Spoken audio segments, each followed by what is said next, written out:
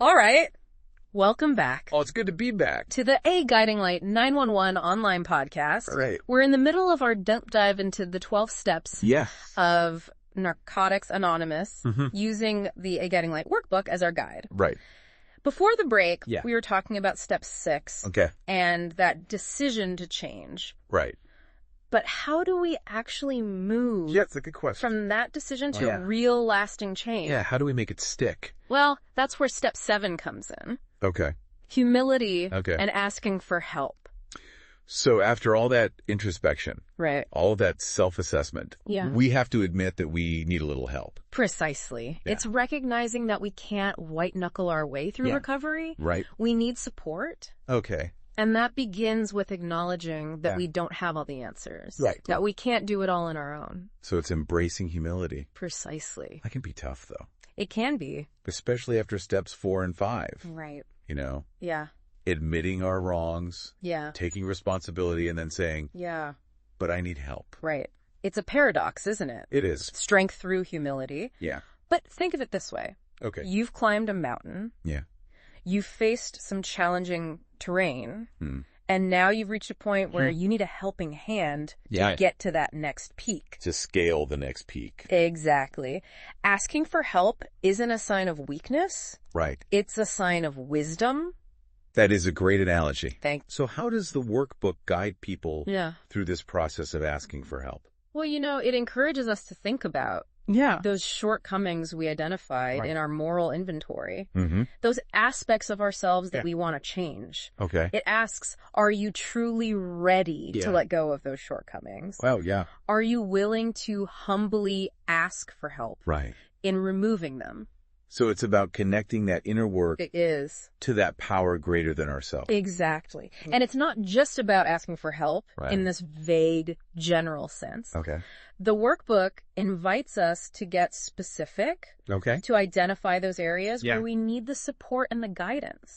It encourages us to be honest about our struggles and to reach out to others for help. It seems to tie back to step 2, embracing a higher power. We're acknowledging we need a force greater than ourselves. Absolutely, to help us through this. It's a beautiful connection, isn't it? It is. We're building upon that foundation of faith and trust that we establish in step 2, deepening our reliance on that higher power as we move forward. And from there, we move into step 8. Okay. Making amends. A list of harms. All right. It seems like we're shifting focus now. We are. It's a crucial shift. Okay. We've done a lot of that internal work. Yeah. And now it's time to acknowledge how our addiction has affected those around us. Right. And the workbook provides a framework for this process. Okay. It guides us to create a list of all the people we've harmed.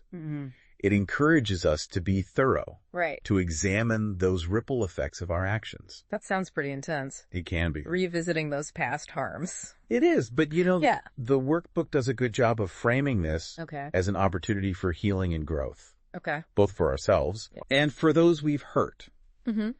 The emphasis here is on taking responsibility. Right. Acknowledging the impact of our actions. And expressing a genuine desire to make amends. So it's about shifting from guilt to action. Exactly. From feeling bad to actually doing something to repair it. Precisely. And the list making is key here. It is. It helps us get organized to really see who we need to make amends to and what those amends might look like. It's like a roadmap. Exactly. Making things right. It's about moving from regret and remorse to a place of action and reconciliation. And that takes us to step 9. Right. Taking action. Direct amends. Okay. This is where the rubber meets the road. It is. This is where we move from planning to action. Okay. From intention to behavior. Right. The workbook is very clear here. Yeah. Emphasizing the importance of making those direct amends to those we've whenever possible. So face-to-face conversations. Ideally, yes. Yeah. Apologies, concrete actions to make things right. Yeah. But the workbook also recognizes that this isn't always possible or advisable. Right. Sometimes direct contact might cause further harm. Yeah. Or the person may not be receptive. Yeah. So it's about approaching this thoughtfully. Absolutely. Really considering the well-being of everyone. You know, the workbook even gives us a checklist. Oh, wow. To assess whether our amends might cause further injury. That makes a lot of sense. It encourages us to proceed with sensitivity, wisdom, and compassion. It's not about rushing in and making things worse. Exactly. It's about a measured approach. It is. Yeah.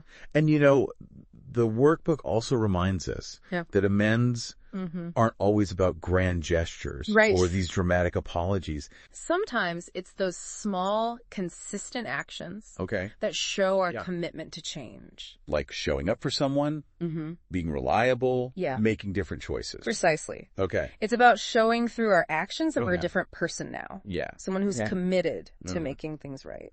And that brings us to step 10. All right.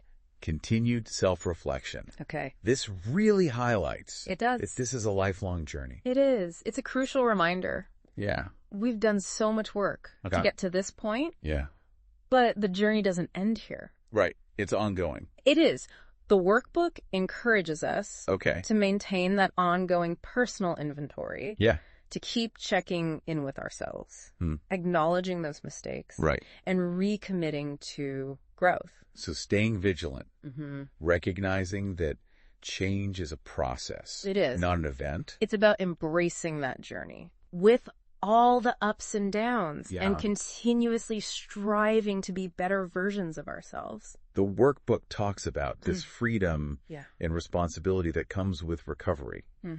What does that mean? Well, it means that as we progress in our recovery, we gain a sense of freedom from that grip of addiction. Right. We're no longer slaves to those cravings and those compulsions. Right. But with that freedom comes responsibility. Okay. The responsibility to make choices that support our growth and well-being. You know, recognizing that we have a choice. Right. And choosing to live a life that aligns with our values in our recovery. It's like being given a second chance. Yes. And choosing to make the most of it. It's about embracing the opportunity to create a life filled with purpose. Right. And meaning. And that leads us to step 11. Connecting with a higher power. Right. Now it seems like this step is really deepening that spiritual dimension. It does. We've been talking about a higher power throughout these steps. Yeah. But step 11 invites us to nurture that relationship. Yeah. To cultivate a deeper connection through prayer and meditation. So going beyond that initial surrender. Right. And developing a more personal connection. It is. With that source of strength and guidance. It's about seeking that guidance and support on our journey. Okay. Recognizing we don't have to do this alone. The workbook talks about this two-way communication. Yeah. What does that mean? You know, it means it's not just about talking at our higher power. It's about listening. Okay. Being open to receiving that guidance and wisdom. It's about cultivating a sense of spiritual intimacy. Right. Allowing that connection to nourish our soul. And then finally, we arrive at step 12. Okay. Living the principles. All right. This feels like a culmination of everything. It is. This is where we take everything we've learned and we apply it to our daily lives. Okay. It's about embodying those principles of honesty, responsibility, humility, and service in all our affairs. So going beyond the steps themselves and integrating them into how we relate to the world. Exactly. To our jobs, our relationships, our communities. It's about living a life that reflects the transformation that we've experienced. Right. The workbook encourages us to carry the message of recovery to other addicts, to share our experience, our strength, and our hope with those who are still struggling. So paying it forward. Precisely. Being that source of support and inspiration. It's about recognizing that recovery is a gift. Right. And sharing that gift is one of the most rewarding parts of this whole journey. If you are feeling inspired to learn more about this journey of recovery, visit agl911.com. It's a fantastic resource. And we will be back for the final part of our deep dive. Sounds good.